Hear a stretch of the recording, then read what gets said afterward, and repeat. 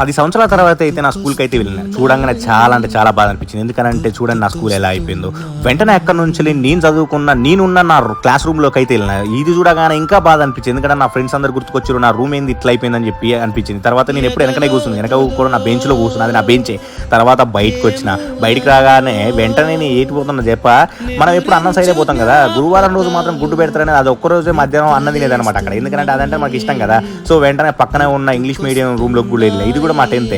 So నాకు కూడా ఇక్కడ ఫ్రెండ్స్ ఉన్నారు, వీళ్ళు కూడా గుర్తుకొచ్చారు. ఇక్కడ బయటకు వచ్చిన చాలా బాధ అనిపించింది. బాధ అనిపిస్తే ఏం చేస్తాం, ఏం చేయలేం కదా. ఇది గ్రౌండ్ అనమాట, ఇక్కడ ఎన్ని గొడవలు అయినాయో నాకే తెలియదు. ఇక్కడ మధ్యాహ్న భోజనం అన్నం తిని ఇక్కడ ఉన్నటువంటి బోరింగ్ దగ్గర వాటర్ తాగుతూ ఆ ఫీలే ఉండేది. సో 10 సంవత్సరాల తర్వాత తాగినాక మస్తు అనిపించింది.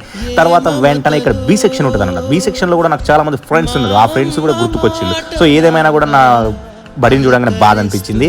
సో మీకు కూడా ఇట్లాంటిది ఉంటే మీ 10th క్లాస్ ఫ్రెండ్స్ చేయండి, మీ ఏ ఇయరో సో ఒకసారి కామెంట్ చేయండి, షేర్ చేయండి, మీ 10th క్లాస్ ట్యాగ్ చేయండి.